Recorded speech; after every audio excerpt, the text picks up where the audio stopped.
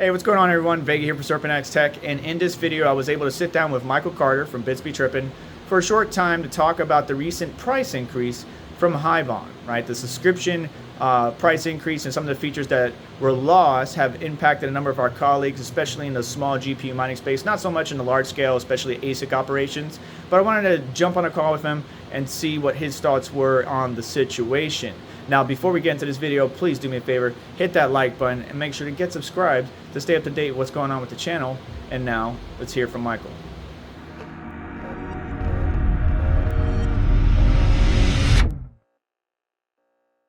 Right, we saw a little bit of the situation with HiveOS publishing an update about the cost going up for subscriptions, as well as you no longer be able to remotely manage mining rigs for clients remotely. So that kind of caused some issues there because that access is no longer available.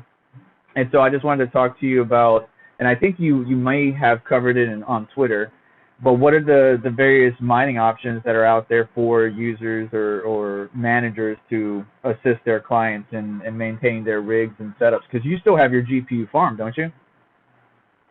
Yeah, so we don't. I mean, I've used HiveOn for like personal stuff. I've never really considered HiveOn for client management. It's not really kind of their thing, mainly because it's missing a whole bunch of features that would be required at a scale related to like curtailments and bulk updating. I mean, there's some bulk updating from like some of the flight sheets and stuff you can do, but like real true to the blue rig management, telemetry, SMS, like there's a lot of features that are part of both Awesome Miner and Foreman that are more designed for, I think, larger scale farm stuff. HiveOn's kind of went more from a small to medium size farm. I mean, you could do larger farms with it, but like it's more of like if you're not having to shut down, you're not having to do, a lot of serial like firmware loading. Just it's a different class of citizen kind of thing whenever it's trying to approach on like the big mining farm setup. I mean, I don't know of anybody that's running HiveOn for like a large farm, unless it's personal, right? I mean, from a management standpoint, I should say. Let me clarify that, because there are some farms that are pretty good size that have used Hive to manage.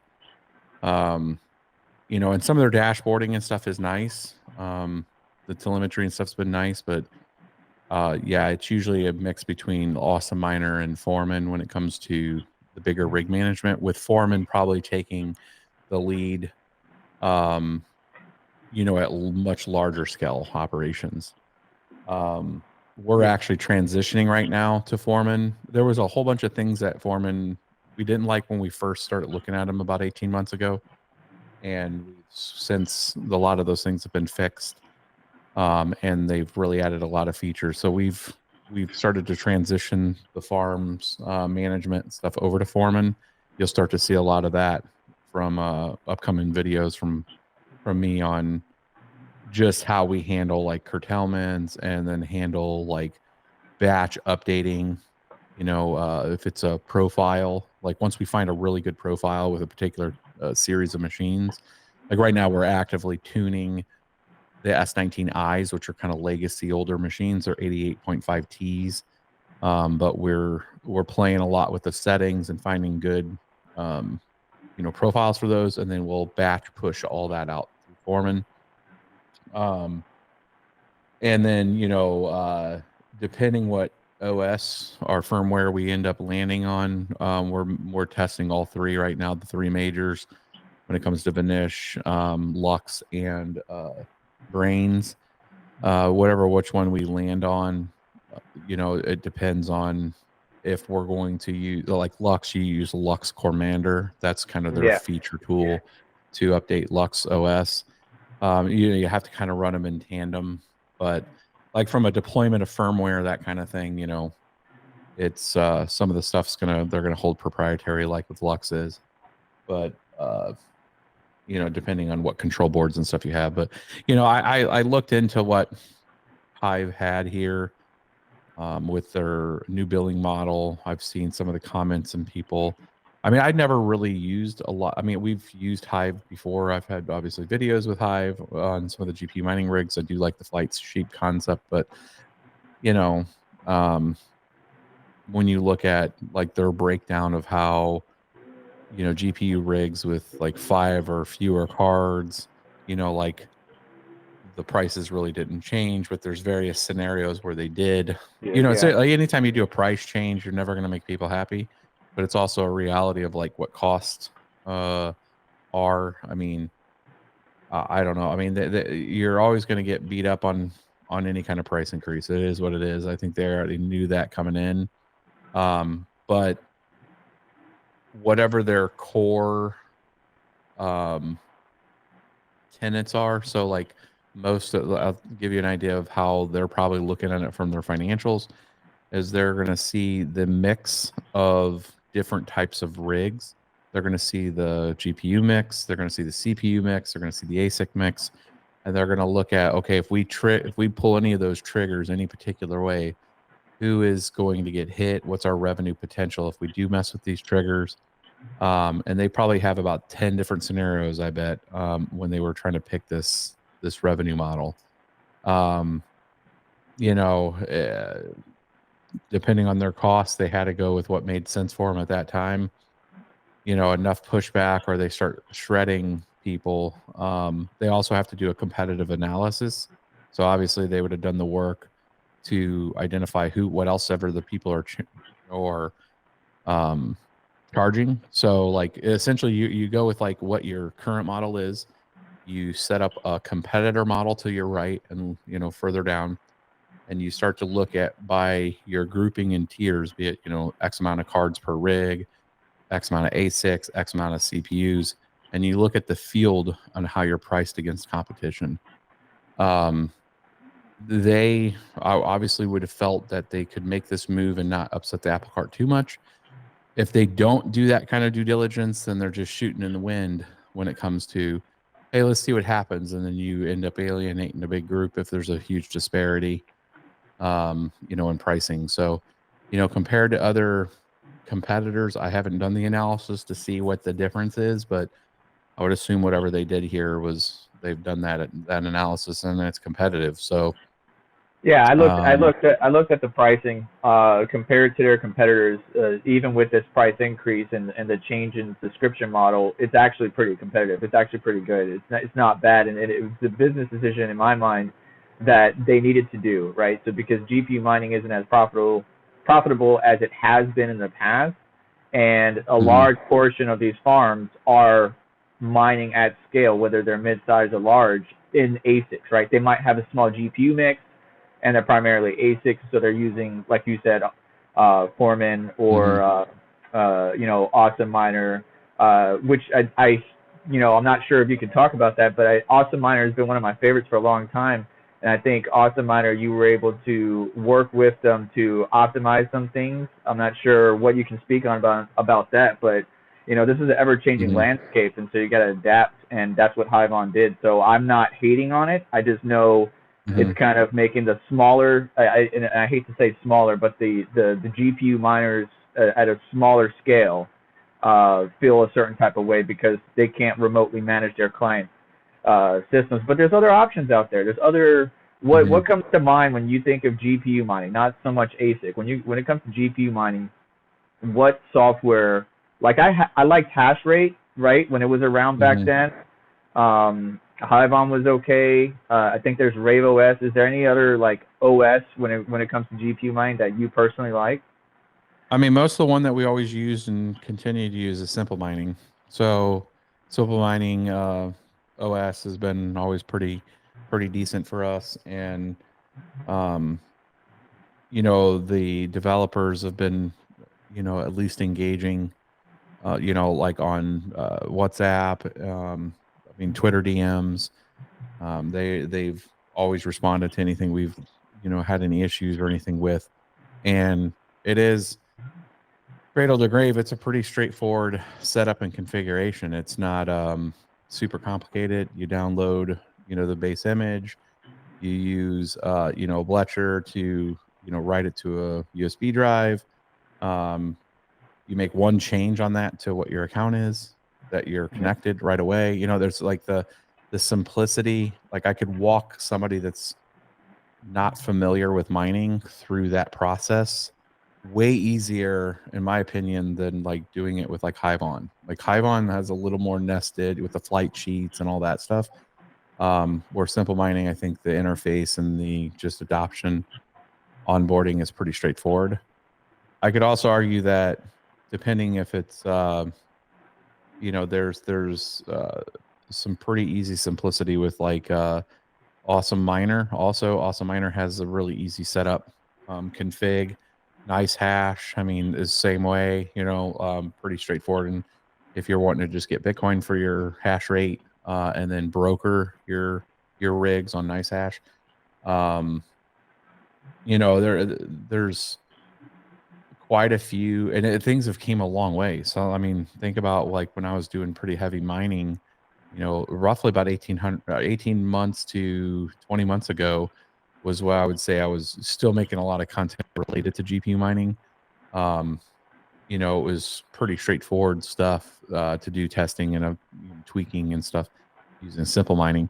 But I mean, I've met with the HiveOn guys when we were out at Miners Disrupt. I really like those guys. They're looking to provide a product stack for this space, and pricing is what it is. I mean, they're going to make changes to their pricing model for their own revenue requirements. And always look at it. Are they competitive in the stack? Like look at some of the other features and stuff, and you'll lose people if you're even with somebody price wise. People may jump because it's like, well, I'll pay the same amount over here, and at least they haven't price increased. Whatever, they could have done it a month prior and you weren't aware of it, right? Who knows?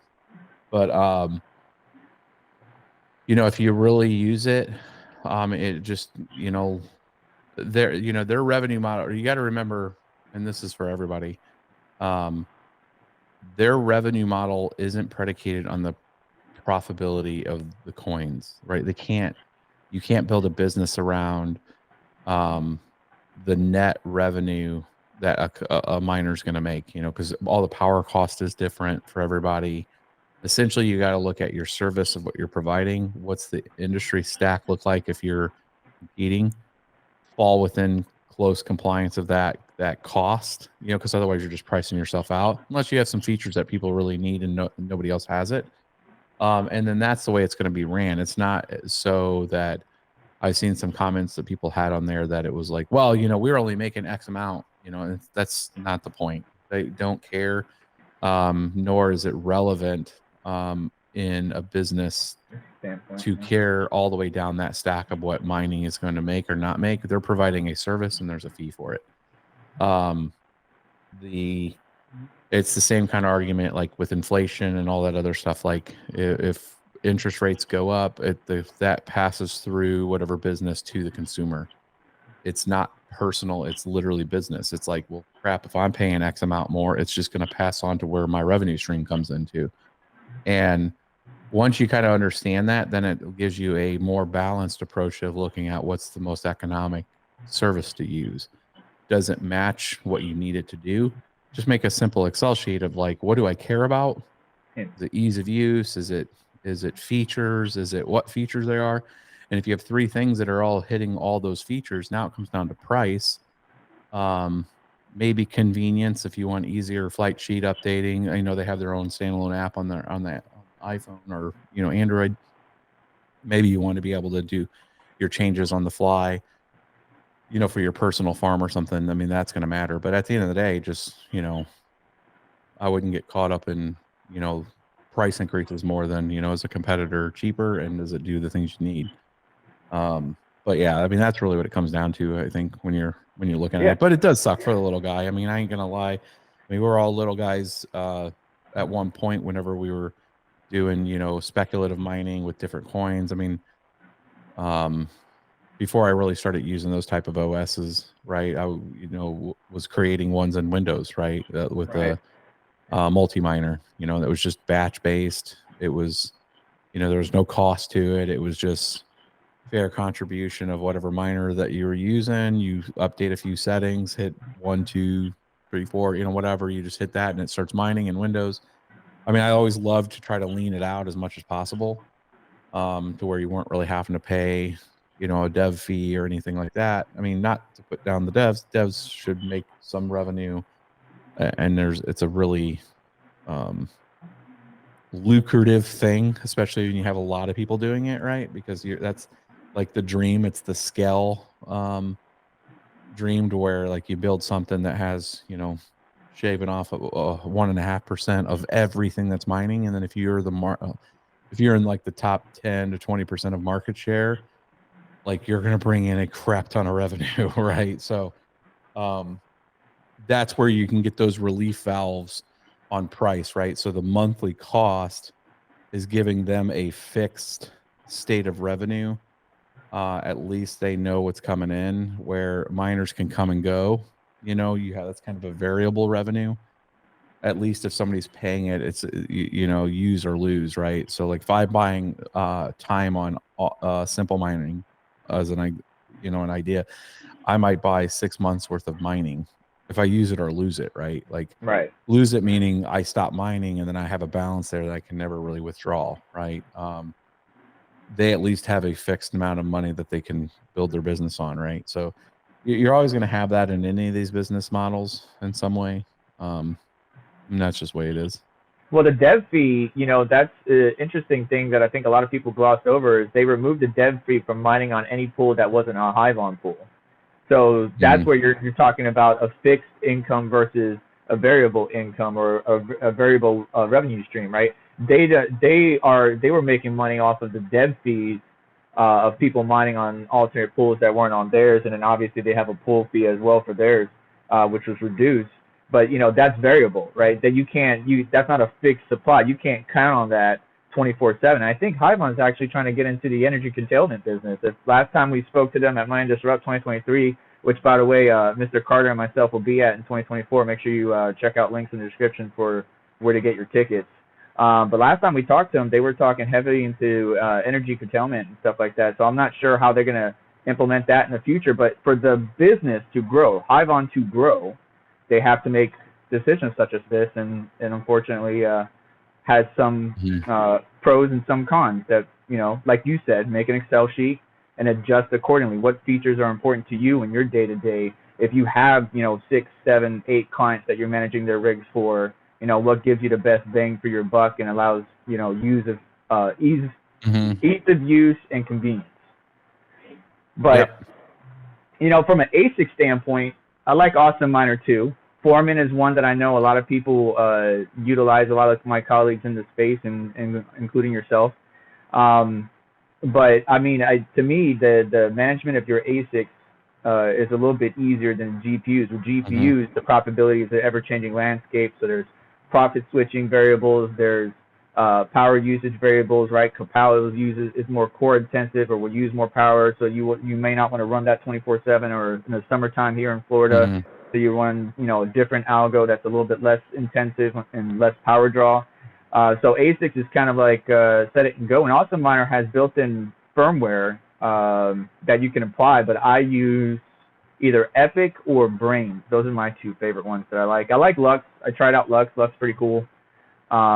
But yeah, I mean, that's basically what I wanted to get from you, was your thoughts on the whole HiveOn situation, for, from the perspective of a business and the little guy and the larger scale operations, and you pretty much covered all that. Is there any last minute words or closing words you would like to say to the community? I mean, go Bitcoin all-time high. I think we'll see how Altseason is going to come in with that too. I mean, there's always going to be people looking to diversify on anything that has a market dominance. So it's going to be interesting to see how things shake out here in the next few months. And how that effect's going to, impact GPU miners, ASIC, FPGA guys. I think it's going to be an interesting summer. Yes, it is. I'm looking forward to it, and I thank you for taking the time to speak with me. Hopefully, we'll catch up later on this year. Sounds good, my dude. All right, guys. Thank you so much for joining us. Make sure to smash that like button, get subscribed, and hit the notification bell to stay up to date, and we'll catch you in the next one.